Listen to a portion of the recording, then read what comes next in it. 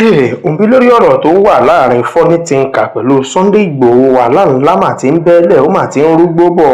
lẹ́yìn tí Funny Thinker tún jáde tán tí ó sọ wípé ṣe ni Sunday Igboho ń dúnkookò mọ́hun pẹ̀lú àwọn ọmọ gànfẹ́ tó ń kó káàkiri. Ó ní kódà tí òun bá tiẹ̀ ṣe nǹkan tí ò dá sí Sunday Igboho ó yẹ kó gbé òun lọ sí ilé ẹjọ́ ni pé láyé òun ò ní gbà kí ẹnìkan máa dúnkookò àbí máa halẹ̀ mọ́hun. Ó ní ìṣe tí wọ́n ṣe ìgbà náà rèé tí àwọn èèyàn fi pa Mohbad torí pé bí wọ́n ṣe lù ú tí wọ́n fìyà jẹ ní gbogbo ọ̀nà dípò kó yẹ kó pariwo síta wọn ló dé mọ́ra ni tí ó sì jẹ́ pé ní tó pa gangan náà òun náà lélẹ̀ ṣùgbọ́n òun ò ní fi ìgbà kankan túbá tàbí kóun rawọ́ ẹ̀bẹ̀ sí Sunday Igboho bẹ́ẹ̀ lòun ò ní kúrò ní ìlú Ìbàdàn nítorí Sunday Igboho. Ó ní kí Sunday Igboho lọ rèé ṣe èyí tó bá wù ú. Ó ní nígbà tí Buhari níjọba Buhari nígbà tí wọ́n ní wọ́n fẹ́ fi ọṣẹ yí Sunday Igboho ó lóun wà lára àwọn tí wọ́n dúró tì í tí wọ́n wà lẹ́yìn ẹ̀ tí wọ́n jọ gbárùkù tì í tí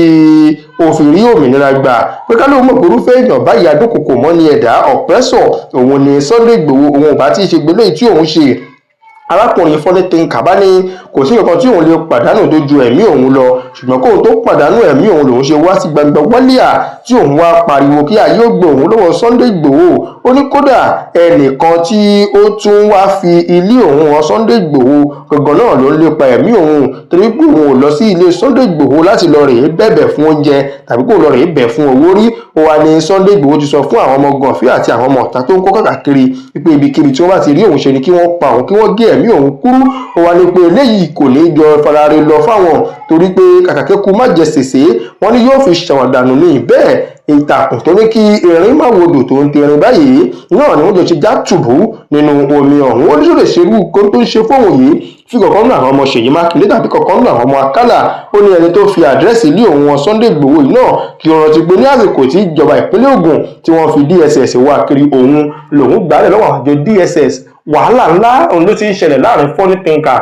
pẹ̀lú Sunday Igboho. Orí ayélujára ti kún wọ́n ti ń gbà á bí ẹni gbàgbọ́ ọtí lọ́tún wọ́n ti ń gbà á lọ́sì bí kọ́lọ́hún kó ṣàánú wa ni. Ó dá ẹjá àwọn comment section díẹ̀ káwọn tó wà ń bẹ̀ o. Anas ó ní wípé olúwa mi ò wípé òun ò tiẹ̀ lérò wípé Sunday Igboho lè ṣerú nǹkan báyìí kọ́lọ́hún kó ṣàánú wa. Bẹ́ẹ̀ ni ẹnìkan sọ pé tó ó dá o Ọlọ́run náà ni yóò bá wọn yanjú ẹ̀ kí wọ́n fi tùbínùbí kí wọ́n fi yanjú ọ̀rọ̀ ọ̀hún kí wọ́n bá wá di wípé yóò di èṣù àtàyànyàn. Bákan náà ẹnìkan ní ṣoṣo láàrin Olúṣẹ́gun lórúkọ òun ó ní kí Funny Thinker fọkàn balẹ̀ wípé gbogbo ayé ti gbọ́ ẹkún rẹ̀ ó sì ti gbẹ́bẹ̀ rẹ̀. Sunday Igboho náà làwọn ó dì mú tí nǹkan kan bá ṣe Funny Thinker pé kí Sunday Igboho náà kí lọ rèé fi ọwọ́ ara rẹ̀ kó lọ rèé fi sí inú aṣọ. Leonard Chinagrum òun ní wípé kí orílẹ̀-èdè Germany pé kí wọ́n gbé òtẹ́lẹ̀ zebra ẹ̀yìn Sunday Igboho ni o pé kí wọ́n gbé òtẹ́lẹ̀ kí wọ́n bàbá wọnú ìlú wọn torí wípé wọ́n ní kì í ṣe ẹni tó yẹ máa gbé láàrin àwọn òyìnbó. Ẹ̀wọ̀n ó dé ìdàlẹ́ kásáré mú wá fún yín bó ṣe ń lọ nígboro ayé lóní yàjó kò ní jù báyìí ní wá tún rí.